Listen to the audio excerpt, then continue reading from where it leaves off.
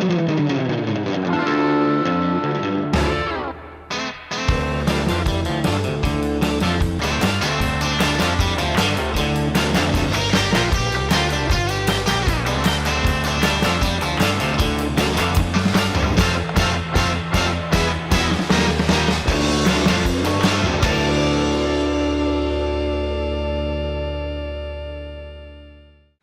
our way back from Israel one trip, Harry and I, in those days had to stop in Toronto for about an hour in the waiting room. And we were sitting there in the waiting room, waiting for the train to be ready to take us home. And we were talking about mentioning his name, and a girl sitting not far away from us came over to us and said, "Are you talking about Rabbi Yom Tov?" I said, "Yes, he's our son." She fell on her hands and knees crying. She says, "I studied with him, and my life is a whole new life. He changed my whole life. He's the most wonderful person I ever met."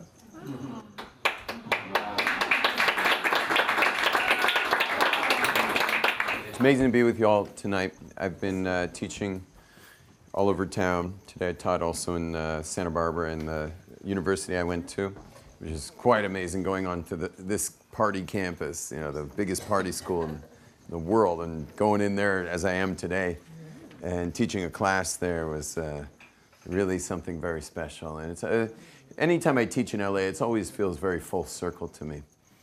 The pulse of the ocean that I surf when I'm here. I had a few good days. It's pretty flat now, but it was okay. First day was pumping. Yeah. Second day was good, really good. That pulse, I was in Santa Barbara today watching the waves come down the point, and I realized that pulse of the ocean it's very solid. It goes for years and years, and those are the spots I'm like, hey, the same headland where the waves came down, it's still here 23 years later, and the waves are still breaking the same exact way across it. Nothing changed. And then I was watching the shore break, like pounding the cliffs. I'm like, the cliffs are still here, you know? It's pounding those same cliffs that it was pounding when I was a party animal in school. And I realized there's something so solid there. There's something so connected there. There's something about the pulse of the vibrational pattern of those waves, and the pulse of the vibrational patterns of those mountains, the pulse of the vibrational patterns of the world of the wild Pacific Ocean that I spent so many hours in, always in the rhythm of those waves.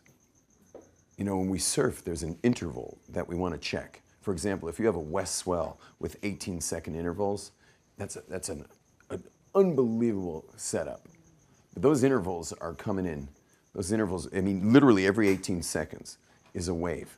It's patterns. These patterns are set patterns.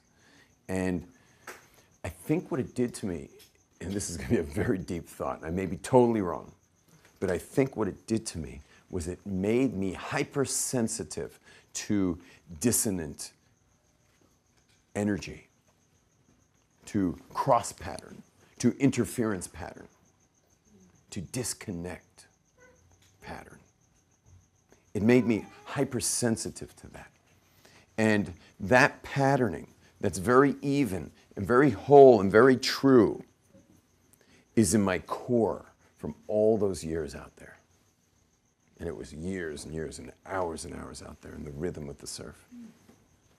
And so any pattern that's not working that way, it's not clean energy, clean pattern, clean connection, clean relationship. So it stands out like a sore thumb to me. I sense it in people's body language. I sense it in their interaction. And with that like overriding paradigm of connection and consonance and resonance, somehow Hashem has given me the ability, usually through my words, to help people create harmony in their hearts and harmony in their relationships and in their lives. And all of this comes from Hashem, meaning the entire creation comes from God, what we call in Hebrew Hashem. And so the amazing thing is that when there's that healing experience, people's openness to the connection to God suddenly comes. It opens up.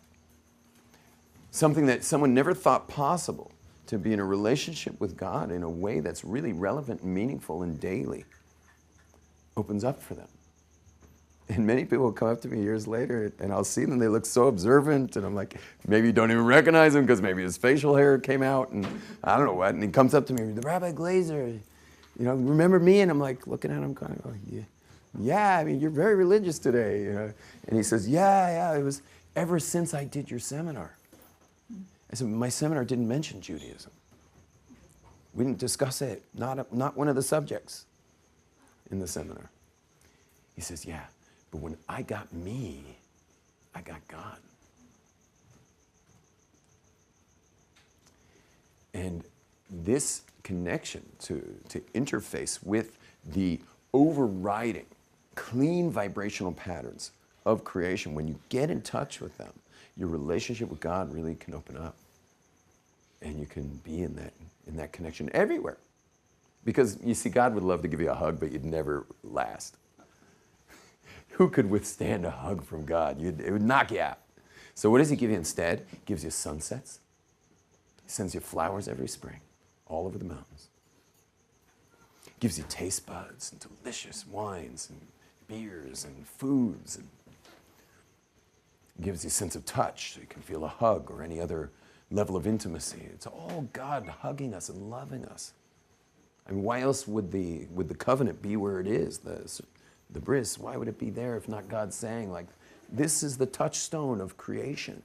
This is the touchstone, the USB cable interface of me with creation, and I'm loving you. And in your greatest pleasures, I want you to think of me and be connected to me. I'd like you all to consider that if you had absolute clarity of God, absolute five-fingered clarity of God. I mean, beyond like any level of clarity you've had about anything, you had that of God. Meaning as if you had a total prophetic revelation of God. Like you knew there was a God more than Moses. Imagine you had that level of clarity. Is there anything you wouldn't do for God? Is there anything you wouldn't do? And the answer is no. There's nothing you wouldn't do for God if you had that level of clarity. So you better stay fuzzy. Better stay fuzzy. Better to stay fuzzy. Better to even have the philosophical stand of, these are the kind of things no one can really get clarity of. These are the kinds of questions that there's just no real answer to. People walk around like that. People actually think that this world has questions that can't be answered. They're just questions you'll never really get a final answer to. You'll never get clarity. You'll never be able to work out these contradictions and paradoxes.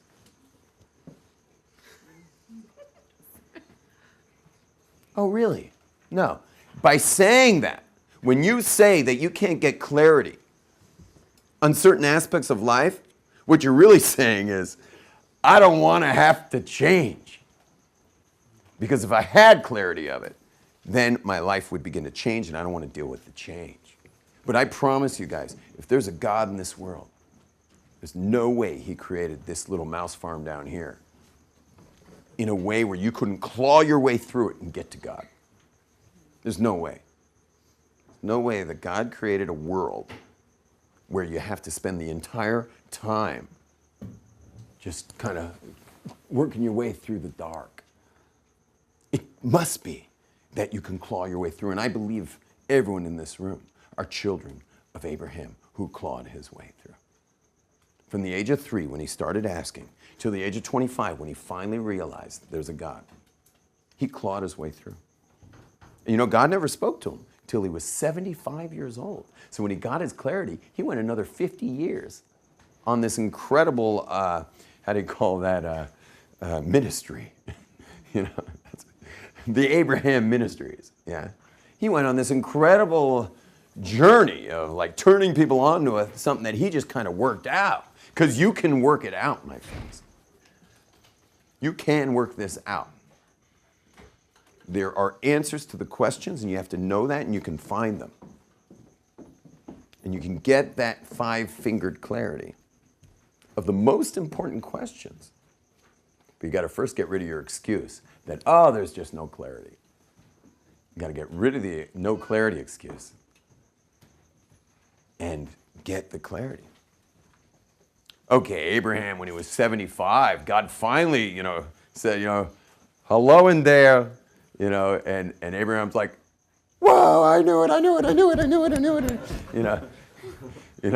I imagine 75 was cool. Although on the other hand, maybe at 75, he was just like, God's like, hello in there, Abraham. And Abraham's like, yeah, what's up? Because he knew it. Because he got there without revelation. See, a lot of us say, oh yeah, if God spoke to me, okay, I'm in. But if he doesn't speak to me, don't ask me for too much. But no, total clarity is achievable without prophecy. Many people had a lot of clarity out there. They didn't get prophecy. There hasn't been a prophet on the face of the earth for 2,500 years. Our last prophets were right after the book of Esther, and they came in, built the second temple, and they passed away. They were the last prophets on the planet. I know Gentiles use the word prophecy very loosely. I'm sure they think I'm a prophet at this point. But prophecy is actually a real thing. It's not like because you're a teacher and you're wearing robes, you're a prophet. Okay, teaching in robes means you're a yoga instructor. Okay, it doesn't mean you're a prophet. Okay? So it's important we don't sabotage our clarity, and it's important that when you get clarity, you reinstate that clarity, because we can lose clarity. As we know, the Jewish people sinned to the golden calf 40 days after the Mount Sinai revelation. Clarity comes and goes. You don't always have that much clarity. I mean, I'm lucky I get to teach subjects which are bringing clarity to people. So I get to be having clarity very consistently. But if you're just a normal citizen living your life day to day, you get clarity, it goes. You get it, it goes. I'll tell you one thing for sure. I learned this amazing. When all else fails, do what you said you're going to do. I learned that in general. When all else fails, do what you said you're going to do. Meaning, keep your basic response. You're feeling depressed, at least do the things you do during your day. Yeah? If you're feeling down, you want to dress schlumpy when you usually dress sharp even though you're feeling down. Stay consistent. So that's the other thing is that if you've taken on certain things in moments of clarity, don't drop them later, because it's those actions that you took on to concretize your clarity, to incorporate, to integrate that clarity with action, which are called mitzvahs in the Jewish world. Those mitzvahs are what will get you back to your clarity on those times where you don't have the clarity. Yet so many people blow it, and they lose their clarity, and the next thing you know, they've dropped a lot of the things that they had taken on to do. And then you'll find them in that same tailspin years later sometimes. The beauty of mitzvahs is all you need is a body. When my mom lights these Shabbos candles every week, and it's a lot of candles, and you got to prep the candles, and it's a lot. And I'm sure there's been Fridays where she's not feeling it. Yeah, I'm sure there's some Fridays she's not feeling it. I mean, she's pretty awesome. We gotta say, she's pretty awesome. The truth is she's probably feeling it most of the time, but I'm sure there's a couple Fridays in the whole year where you're not feeling it. You might be going through something, or someone said something, or maybe whatever, something to do with your new shul or whatever, and you're not feeling it. So anyway, but you know what she does? Everyone say it together. I'll whisper the words. She lights candles. 1, 2, 3. She lights candles. It doesn't matter how she's feeling, because she's not a fair weather Jew. She doesn't do it when she's feeling it. She does it whether or not she's feeling it. And that doing in the moments of fuzziness, that doing in the moments where I'm just not feeling it. Thank God, when you're not feeling something, you still got a body. I can still wrap my tefillin on a day where I'm feeling it. Feeling a little down, and maybe a little like God's kind of been raking me across the coals for a few weeks here, and I'm dealing with a lot of stuff. Well, I can't pray like I might be able to normally because that's from the heart. And my heart's in pain. But I can get those boxes on. And it's putting the doing first sometimes that holds us through until we get back that clarity.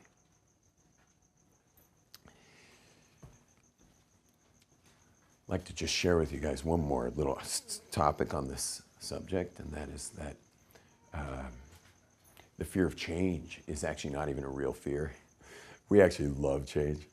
You know, I bet you if I gave you guys right now about 30 seconds of things you'd love to change in life, you'd be like, and if I told you I could somehow help you get that change and facilitate it, you'd be throwing money at me.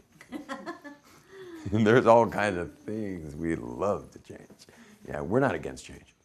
We like change. I tell this to the kids. You know, I get all the college kids in Israel, the birthright groups, the young professionals. You know, that's who I'm dealing with all day, every day.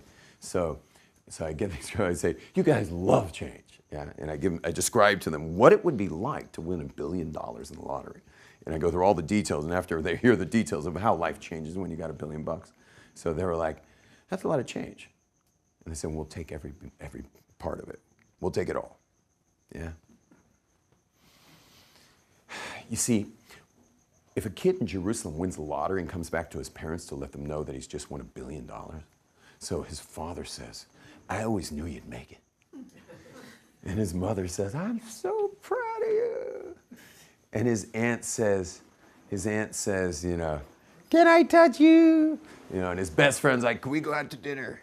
Yeah. He's like, yeah, this is great, you know. His phone's ringing off the hook, you know, with money managers and, you know, the press wants to know. They have a right to know. Yeah. And then I say, but when you win what's called the Jerusalem lottery, and you come back to your hometown, you come back to West LA, and you got what I like to call the instant nerd. And you're flying the cosmic dental floss, yeah?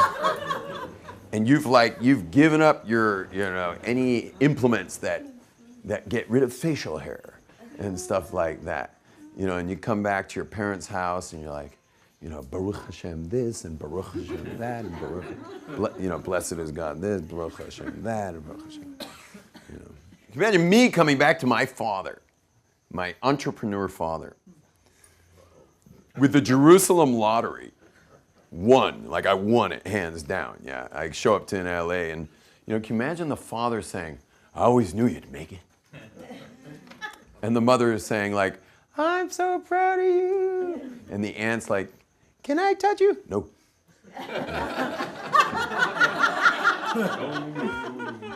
And the best friend's like, can we go out to dinner? Like Glot Hut, I think over on Pico. Yeah. That kind of stuff doesn't happen. You come back winning the lottery and dad's like, you know, you better think about 1,000 times before you get involved with those people. You know? And the mother's like, what do you mean you won't eat my food? And the aunt's like, what do you mean you can't touch me? And your best friend's like, I don't like Glot Hut. I feel uncomfortable there. So maybe try one of these on. So anyway, the point is that we're not afraid of change. We're afraid of what people think of us. And that's the last thing I want to, this is all my intro, by the way.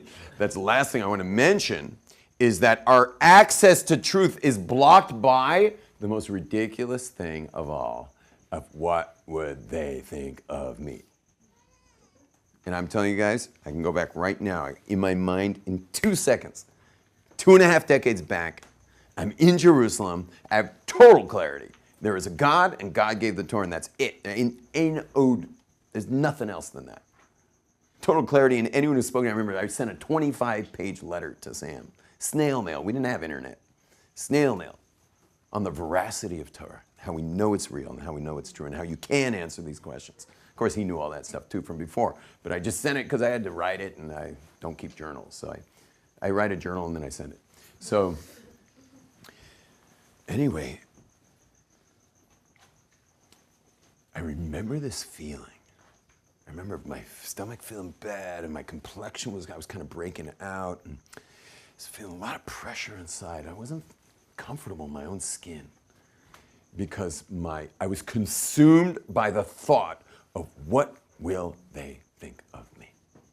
What will friends think? What will family think?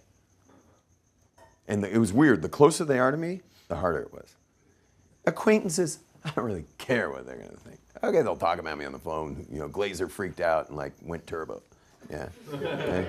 So I don't care. You know, they're going to say that. But the closer you get to the epicenter of me, the closer they were to me, the harder it was.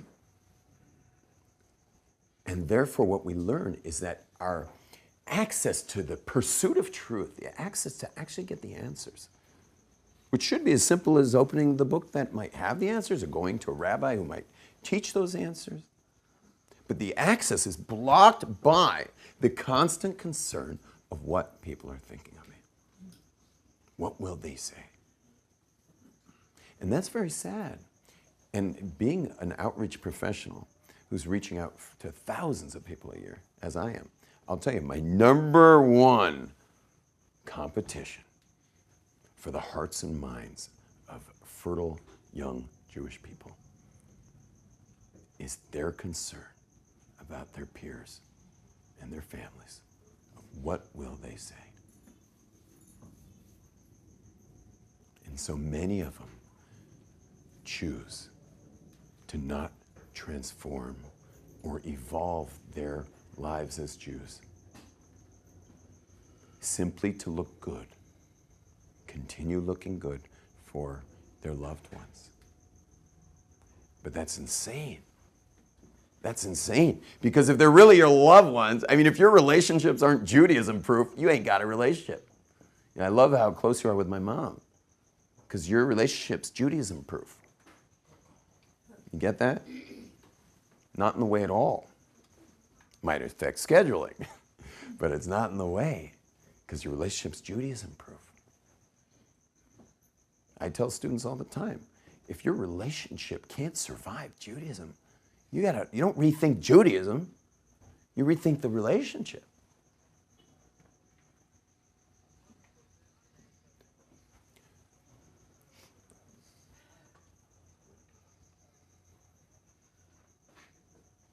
Love is deeper than values. If you want to grow in the true eternal values of our nation, the true loving relationships you have will be deeper and they will outlast. You got the point, is that love is deeper than values. It's deeper than that. It's not more important. That's why I chose to live 9,000 miles away from my loved ones, because my values are more important. And there was no way I could have gotten to where my appetite was as a Jew. I have a big appetite. There was no way I could have quenched my thirst in Torah in LA. Couldn't have happened. And therefore, I had to prioritize it. It was painful. Come home now. So sweet. What was the problem of adjusting to LA with your faith?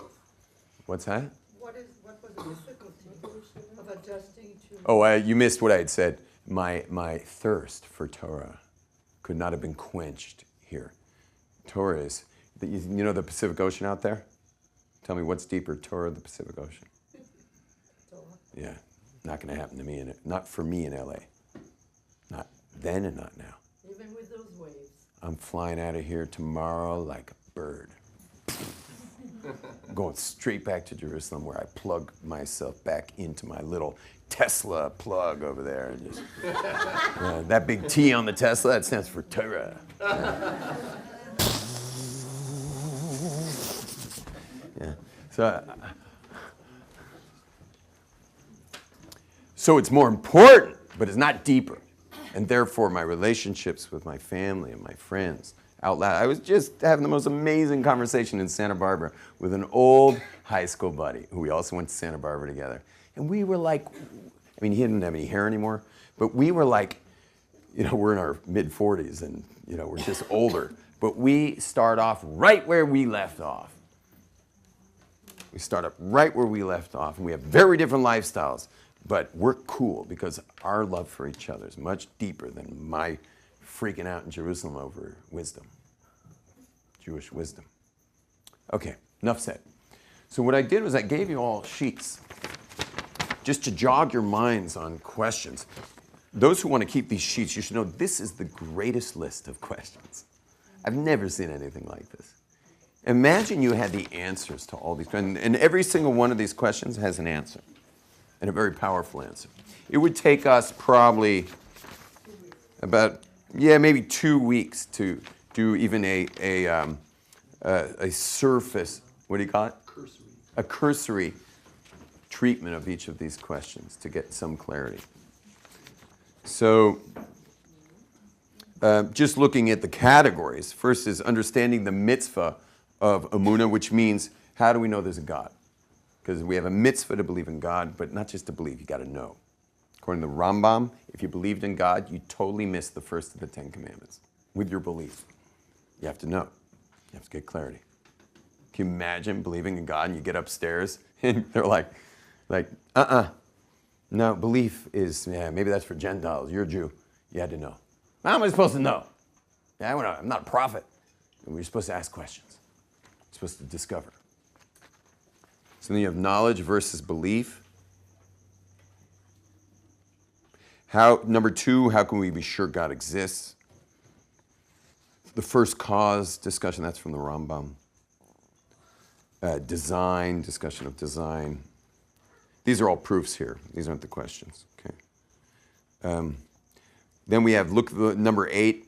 Why did God create the world? 9. How do we know that Hashem is good? 10. Why didn't he put us directly into Olam Haba? Meaning, why do we have to be in this world? Can Hashem create a stone that he himself cannot lift? Establishing the validity of, what's that say?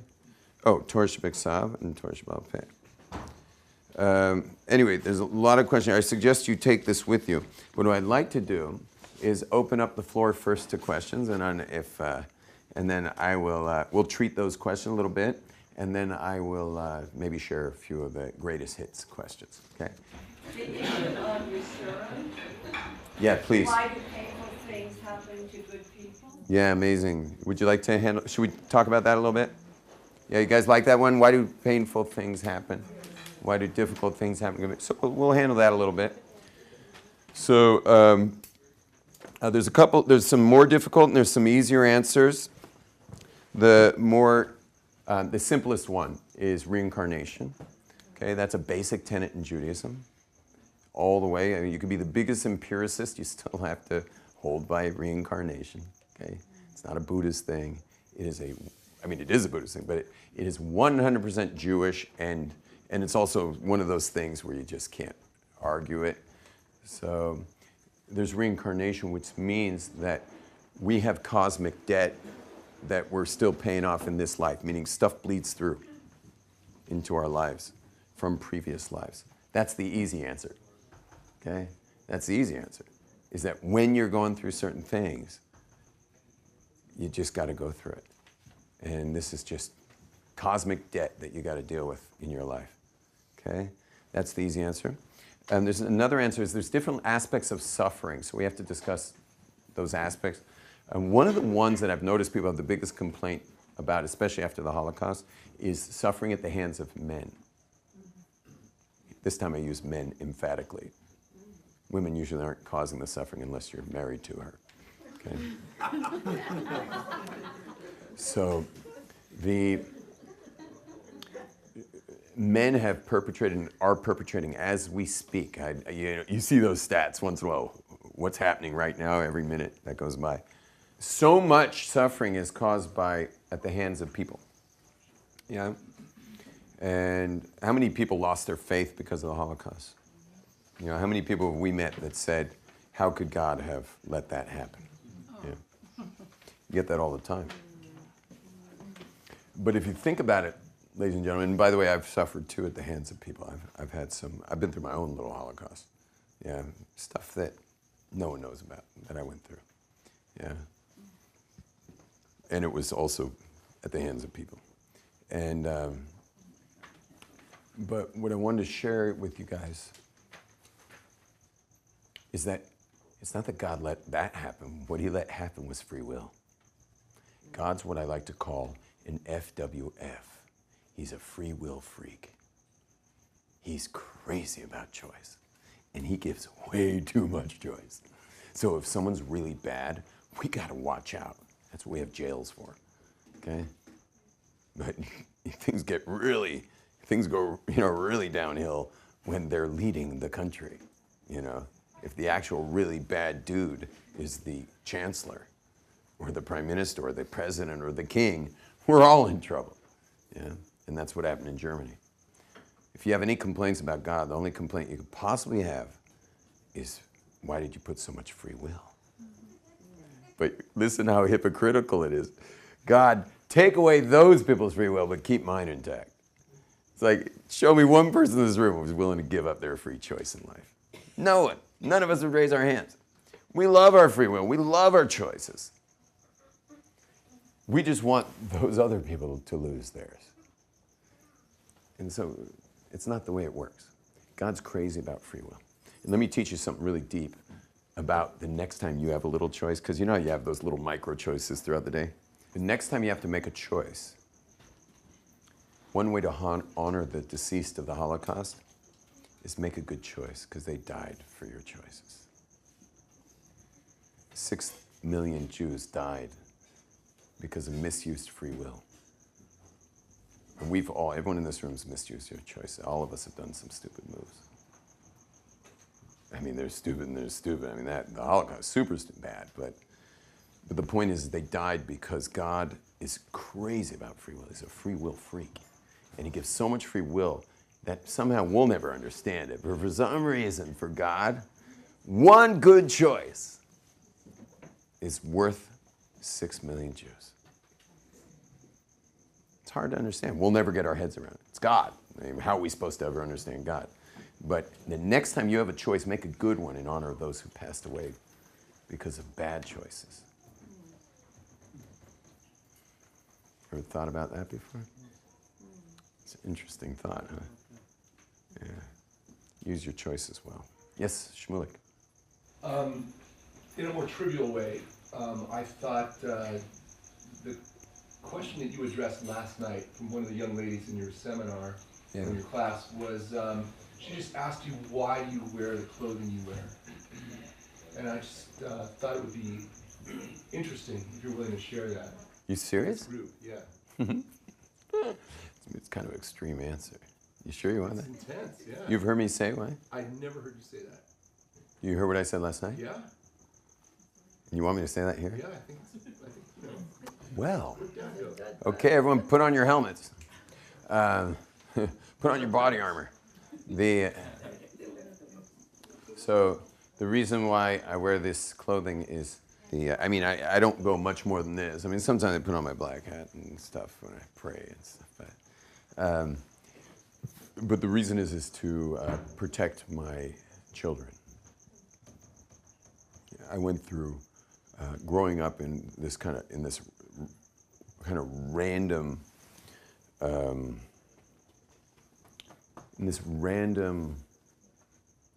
don't know what the right word is, but this random world that I grew up in West LA caused a lot of undue suffering on my pure soul. I was so pure. And I wanted such pure things. And instead I was just totally I was all over the place. I mean, everything but pure is what was happening in my life. And that was the life in West LA and life in America in general. And we all think somehow it's un-American not to let every single influence come in from your television billboard or iPhone or little loose clicking late at night, and we all think it's un-American not to have every single thing come into you, into your eyes, into your ears, it's all, somehow you're supposed to sponge it all up. So the soul of a person requires maintenance, much more than any nice car, and much more than anything else you've ever owned, like a special instrument or something, requires maintenance. The soul requires maintenance. And one of the best ways to maintain your soul is to maintain the real estate of your mind, to make sure that you're not just giving it out like anything's allowed into your brain. Not everything's allowed in your brain. Good luck getting anything out of your brain. You guys see an exit sign on this class? We ain't got no exit sign. Yeah? Because ideas, they get in.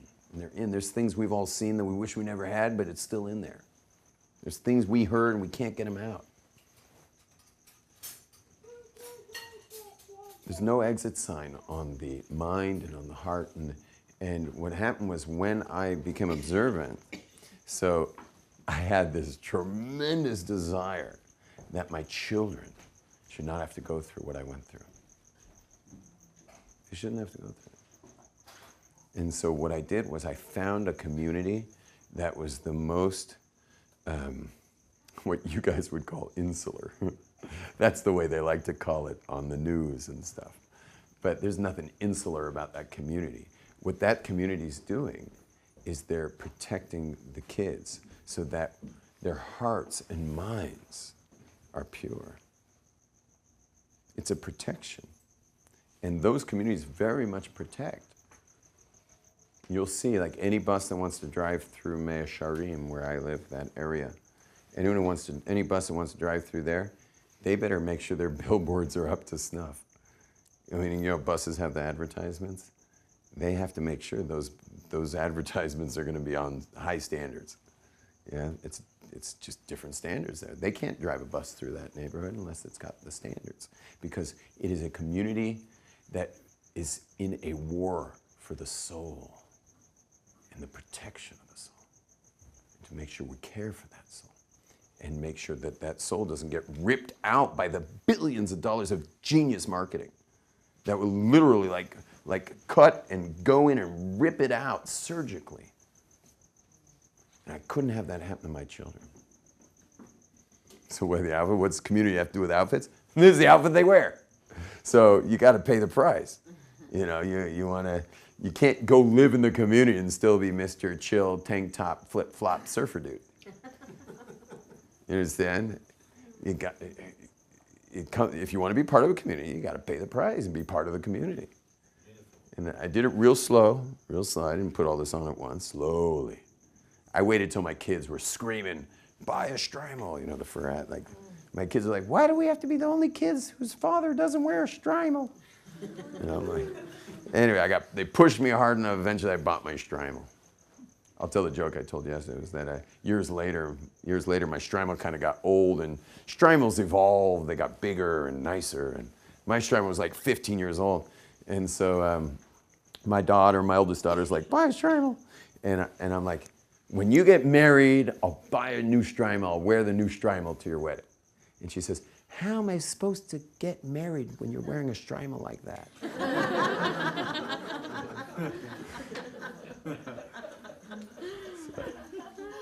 So I had to buy a new Strymel. Now she's married. She was engaged at 17, married. Yeah, like I bought the Strymel, she got married. Yeah. So anyway, the pure hearts. And can I tell you guys something? This whole like trial and error dating experience that I grew up with here, yeah, I've learned that dating is the worst thing you could possibly do to get married. It is the worst thing. You want to push off getting married? Do a lot of dating. Yeah. Dating is the worst thing possible. And also it's terrible for marriage, because once you are married, you've got like years and years of scar tissue of every person you gave your heart to, and they just went like, you know, bam at the end. And you're just like, now you want me to open up my heart in this new relationship? You know, and they're, "Well, I see you're kind of on the rebound." Yeah, I'm on the rebound on about 30 of these. Yeah. Who's not on the rebound? You know, everyone's on the rebound because they've had their heart stomped on so many times. Dating is not only the worst thing to get married, it's also the worst thing once you're married, is trying to be married once you've dated. So I thank God, I don't know how I lucked out. I never dated my wife. We never dated. I called her to ask her on a date. She was living in Sfat, in the, you know, it's kind of our spiritual city. It's the Nepal of Israel, and she was teaching in a women's yeshiva in Sfat. I called her to ask her out. But the conversation, because we live, a couple hours, 3 hours bus ride away, so we spoke for 3 hours. And at the end of the 3 hours, we were engaged. Yeah. So I never even got to date her. Yeah. But I knew she was the one. For years, I was watching her. I've been watching you. And I've been watching her. Oh, can't you see you belong to me every single day, every word you say. So, anyway, I knew she was the one, but I didn't know. I never dated her. So, but anyway, we were engaged at the end of the conversation. And then my oldest daughter, I protected her heart. She doesn't have scar tissue. She was brought up in the community that was protective of hearts. A buffer zone from billions and trillions of dollars of advertisement that so specifically, like surgically removes your heart. And it doesn't give you a new one. I protected her from that. And at 17 years old, a girl who can't even choose which sweater to put on was able to choose a mate for the rest of her life. And I trusted her. I knew she was right, and she was so right, and he was so right. And I was thinking to myself, how can a girl who can't figure out what sweater to put on somehow knows who to marry? And the answer is, sweaters are random. But love is the pattern and connection of the waves of creation, as we spoke about. Because she was raised in connection. She was raised in the patterns I spoke about at the very beginning of this. She's raised there. So for her to recognize who her soulmate was very simple. She got it immediately. She knew before the date started. She knew. I remember I hid her in this little room because I had to first interview the boy for an hour and a half. The clincher for me was at the end of the hour and a half. I grilled this guy, grilled him. At the end of the hour and a half of putting this poor 18-year-old kid through hell, I apologized. At the end of the hour and a half, I said, listen, I am really sorry that I put you through all that, but it's my daughter. And you know what he says to me? This is the clincher. He says, don't worry, I'll get you back. And he has a couple times already. Yeah. He's quite brilliant. Amazing having this kid. I got a little halachic authority at my Shabbos table. Anyway, so that's why I wear it. It's just being a card-carrying member of the Protective Society of Jewish Hearts and Souls. Yes. My question, I thought these were the questions, but now I can ask my first. You can ask, oh yeah. I can go outside. These are for you to take home and think about. Good. Yeah. Here's my personal question. I want to talk about prophecy.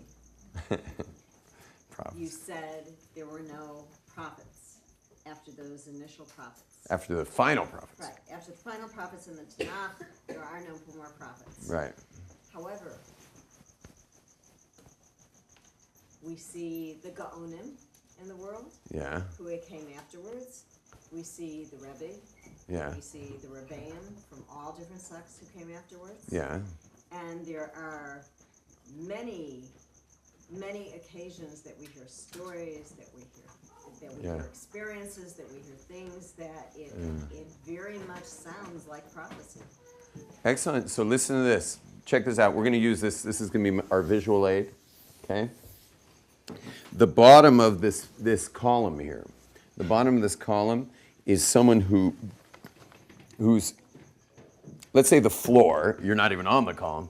Yeah, if someone's not on the column, you guys are all on the column, don't worry. But the floor represents someone who doesn't even, they're going against their soul, okay?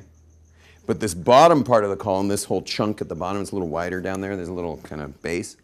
That bottom part of the column is just someone who ignores their soul. And then once you get above this base and you start coming up the column, this is someone who's more and more in tune with their soul, more and more in tune. So right around here, by the way, this is what people would go to India for. This is called enlightenment, okay, right here. Enlightenment means you are the column. There is no spoon. Okay? Enlightenment means like you are, there's no more selfishness. You realize all is one. Okay? And you go higher and higher and higher. Eventually you get to a level called Ruach HaKodesh. And that was what the Lubavitcher Rabbi had, Ruach HaKodesh. Rashi wrote all his works with Ruach HaKodesh. Rashi had Ruach HaKodesh. It means divine inspiration. And then you go higher. There's higher levels than that. Till, and they're all levels of clairvoyance, basically. But then you get to the top. And the top is a full, I don't know what the word would be, but like a full military takeover of God, of your entire being. You can't, the only two prophets that ever lived that could remain composed during prophecy were Moses and Shmuel, Samuel the prophet. All other prophets had to carry around a change of clothes. Because when they got prophecy, there was no control over the bodies. They would usually sit because they don't want to fall. But someone getting prophecy, it's a full like that. You have no possibility even probably to balance during prophecy.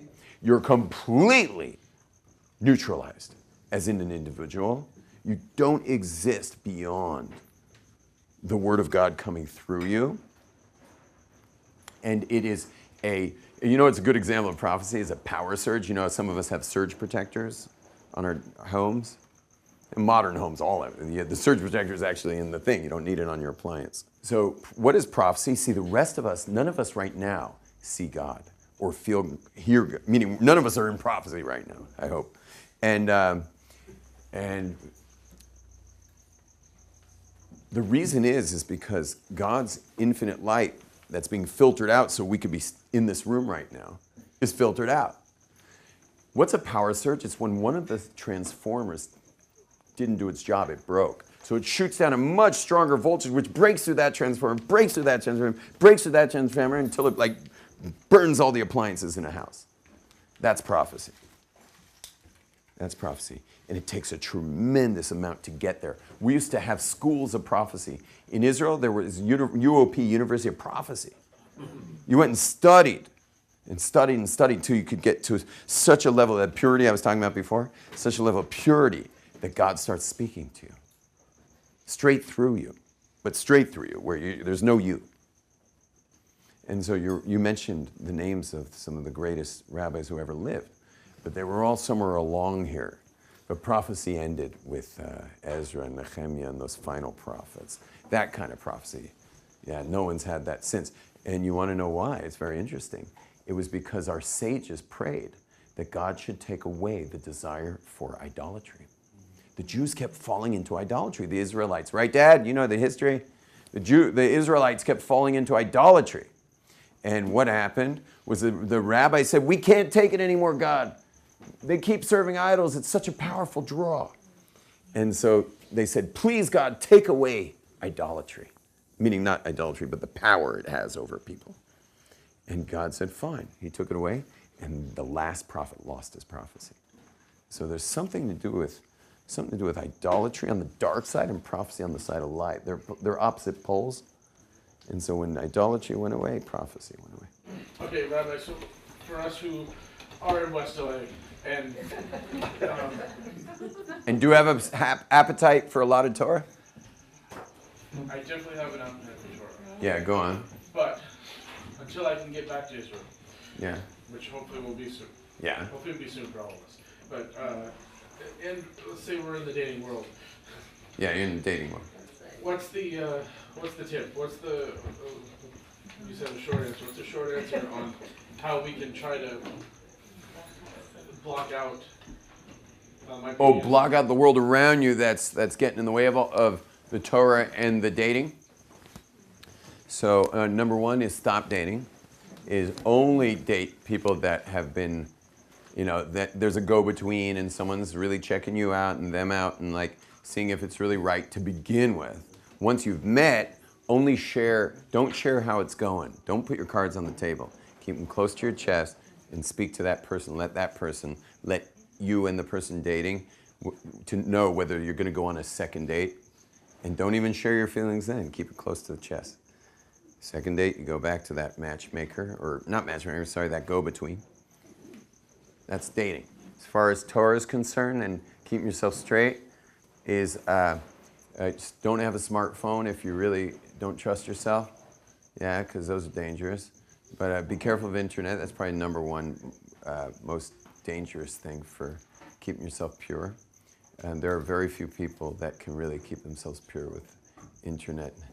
So yeah, that's one. Stay away from internet. Just put up a white flag and say, like, sorry, like, no internet here. You know, it's kind of embarrassing when someone's like, what's your email? Sorry, I don't have internet. You got another one? Yeah.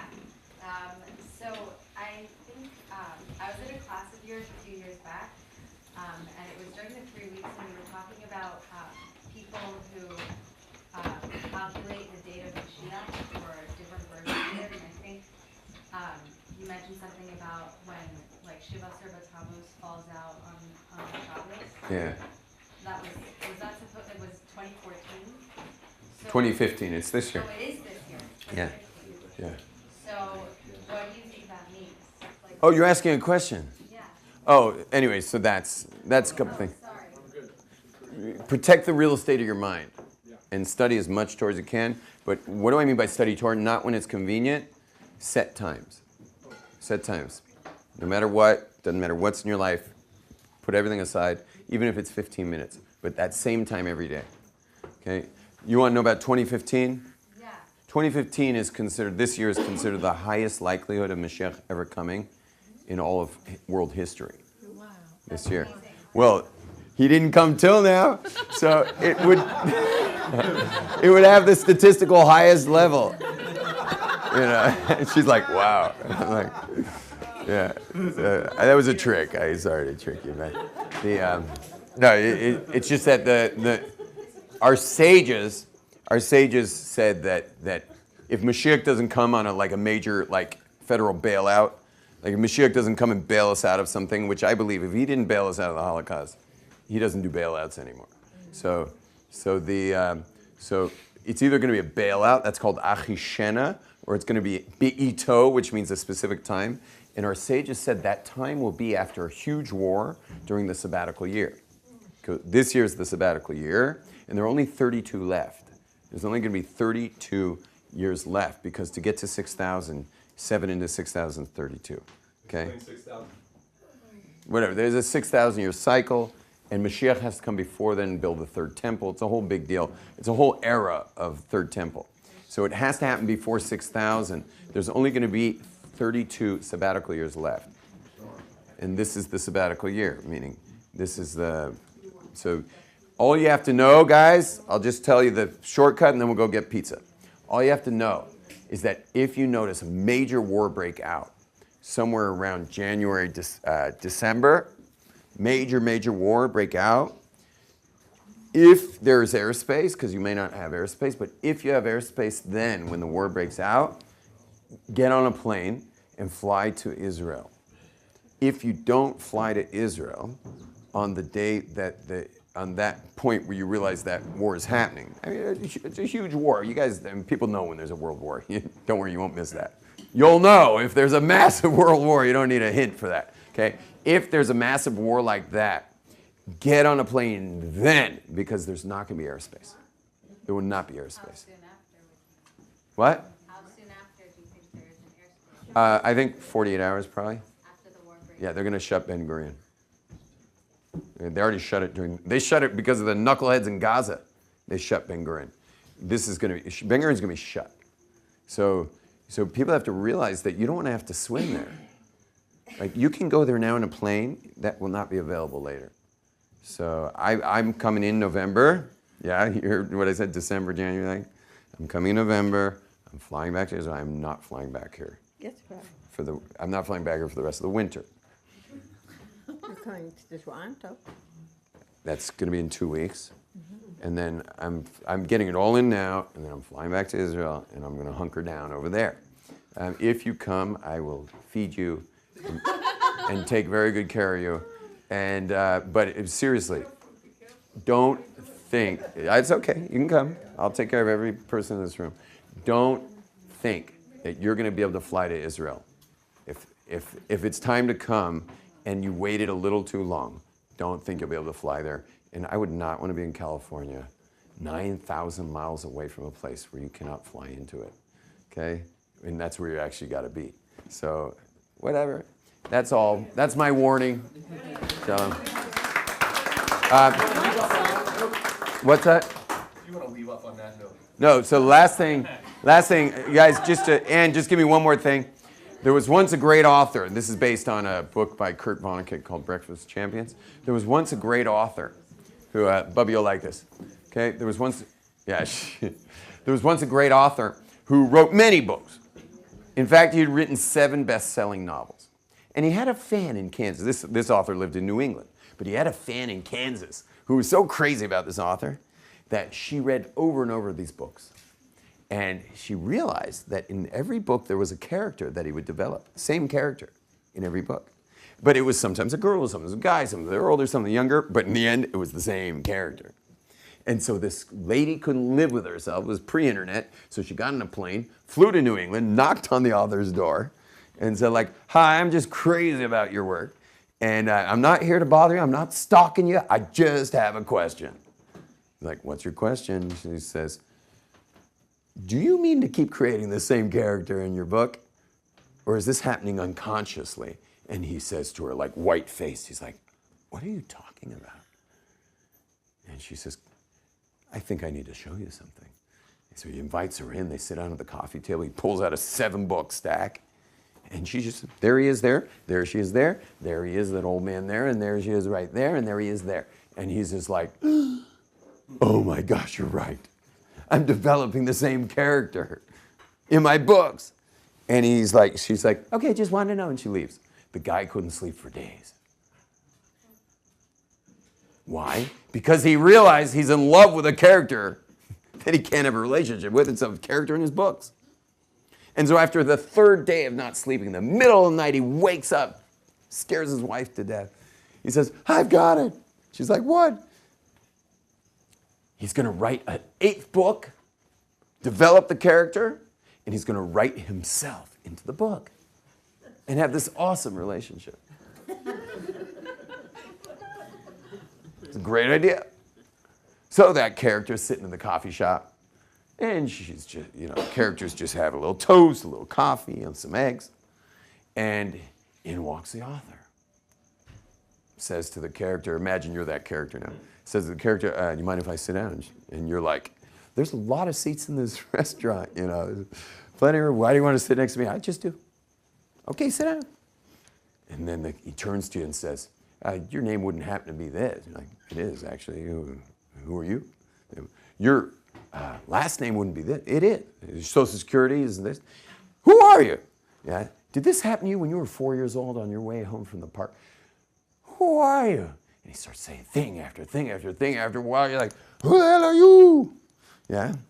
And at which point, he says, "Listen, I've got some serious news for you. You're actually a character in my book. And I just came here to say, I love you." And you look down at your toast and your eggs and your coffee, and you look around this diner, and you're just like, "Ah!" Jump out of your chair, you go running out of the restaurant, and guess who's behind you? There he is. "I just want to say I love you. I just want to say I love you."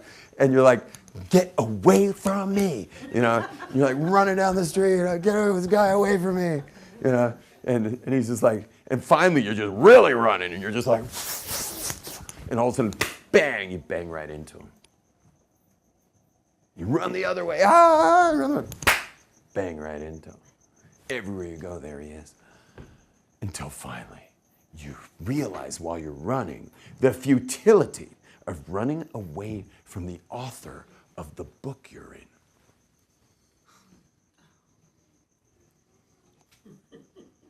At which point you stop and you turn around towards the author and you say, "Okay, I realize it's ridiculous to run away from you. What do you want?" And the author said, "I already told you. Just want to say I love you. You got free will. You can turn right back around and walk away. But I want you to know that if you want to check in, I'm right here. hope you do. Thank you very much. You.